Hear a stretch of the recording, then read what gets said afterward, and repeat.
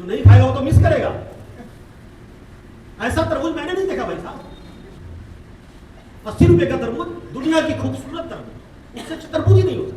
ये psychology male partner हम पिताओं को, हम पुरुष अभिभावक को अपने दिमाग में डालना होगा। भाई साहब आप खाएंगे तभी तो आपका बच्चा खाएगा। मैं तरबूज खा गया, लास्ट राइस बची थी, बेटा जब चाया पापा इतना बोला लाल पीला, फिर मैं कल खाऊंगा। मैं कहूंगा दुनिया का सुंदर तरबूज, लाल तरबूज, टेस्टी तरबूज, मजा आ गया। बच्चा छोटा सा खाए, क्या बात है। तो धीरे धीरे दिस इज कॉल्ड कंडीशनिंग। आप तमाम पीरियड स्कॉलर्स और इंटर्न्स हमारे डॉक्टर्स बैठे हैं, आप लोगों ने पढ़ा हुआ क्लिनिकल साइकोलॉजी में पैवलोव dog and tell theory.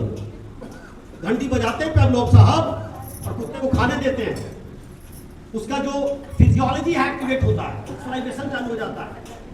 After a certain period of time घंटी बजाए, खाना नहीं दिया, देखा कि सलाइवेशन चालू हो गया उसका। तो दिस इज कॉल्ड कंडीशनिंग, आदत लगना। तो स्वस्थ आदतों का निर्माण करना।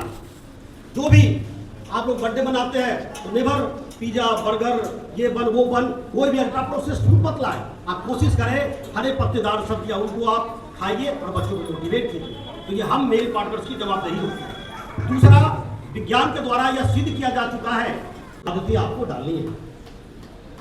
0 से 3 साल के बच्चे के साथ हर एक पिता की यह जवाबदेही होती है कि रोजाना उससे बात करें, रोजाना उसके साथ गाना गाएं, रोजाना उसके साथ कॉग्निटिव एक्टिविटी करें।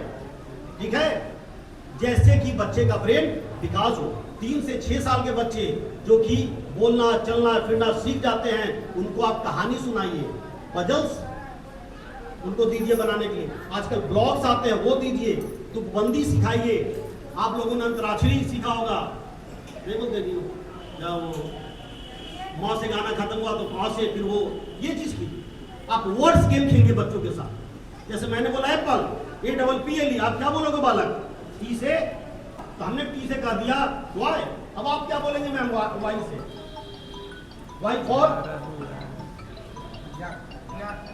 आप क्या बोलेंगे मैडम? ई से, ई फॉर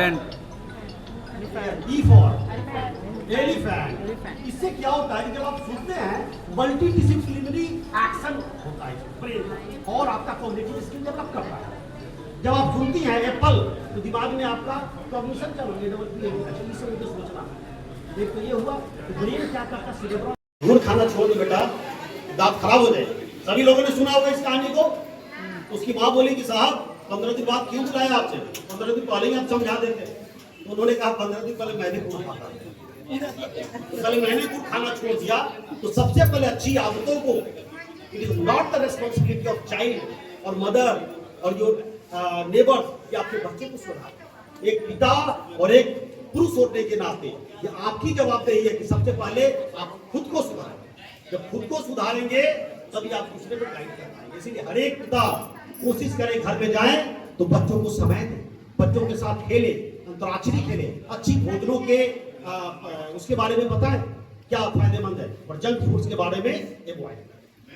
तो बच्चों का स्क्रीन टाइम भी आपको जो है बिल्कुल कम करना है, जिससे कि बच्चे का ब्रेन डेवलपमेंट हो सके। और आने वाली जो हमारी नई पीढ़ी है, जो ऑटिज्म या आजकल एक नया कॉन्सेप्ट आ गया है ऑक्यूपेशनल थेरेपी में, अटेंशन डेफिसिट हाइपरएक्टिव सिंड्रोम कहते हैं। बच्चे का आई कॉन्टैक्ट नहीं, आप पिता है, बच्चों को आप देखना है। आपका बच्चा स्कूल जाता है 3 साल की उम्र में, डेली उसके होमवर्क को आप चेक करें, गुड हैबिट्स डेवलप करें पर डे। और मैं चाहूंगा, समय कम है, कि जो भी हमारे यहाँ पर पिता हैं या जो पुरुष अभिभावक हैं, अब कुछ हमारे इंटर्न्स मुस्कुरा रहे हैं कि मैं तो अविवाहित हूं, सब पिता के लिए बना है। तो ये पुरुष अभिभावक के लिए मुस्कुराना नहीं है, आपकी भी जवाबदेही। तो मैं तब तक आपका विकास नहीं हो सकता। तो मैं चाहूंगा एक छोटे स्लोगन के साथ अपनी वाणी को विराम दूंगा। मोबाइल नहीं पापा की गोद, यही है बच्चे के दिमाग का कोड। और एक और बात ये है, पापा का प्यार, माँ का दुलार, बच्चे का हो प्रेम, विकास आप। तो कुल मिलाकर के जो हमारे पास 4 जवाबदेही जो हम लोगों की है पुरुष अभिभावक होने के नाते, परिवार में पोषण की जवाबदेही। जो महिलाएं हम लोग अभी तक जिस समाज में जी रहे हैं वह पितृसत्ता डोमिनेंस। हमारी महिलाएं काउंटर पार्ट है, बुरा नहीं मानेंगे। अब हालांकि रिवर्स भी हो रहा है, मुझे काम करने का मौका मिला, श्रीमती रचना पाटिल अभी स्पेशल सेक्रेटरी है, उनको क्या डाले, फाउंडेशन डाले, नींव डाले।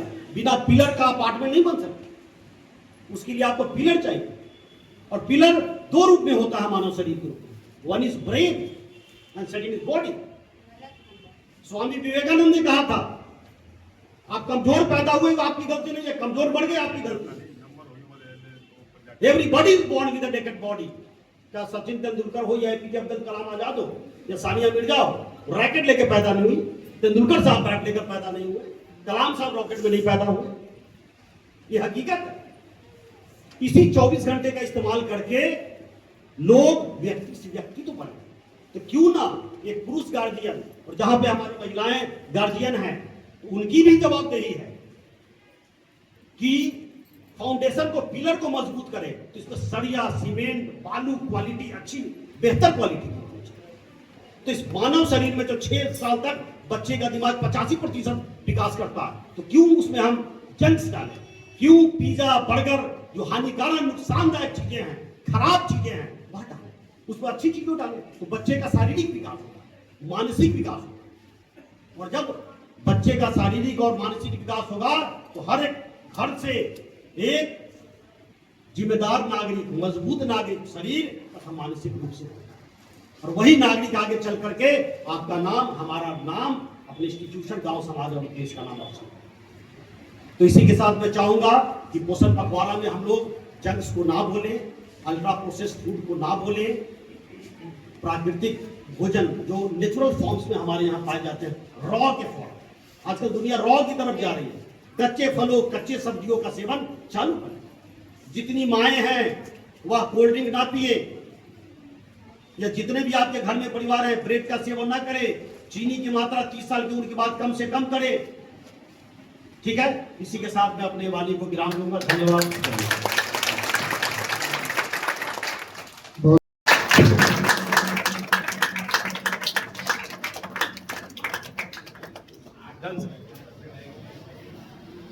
बहुत बहुत शुक्रिया डॉक्टर साहब। सभी लोगों से आग्रह है कि अपने अपने ओपीडी में चले जाएंगे और पेशेंट को जो है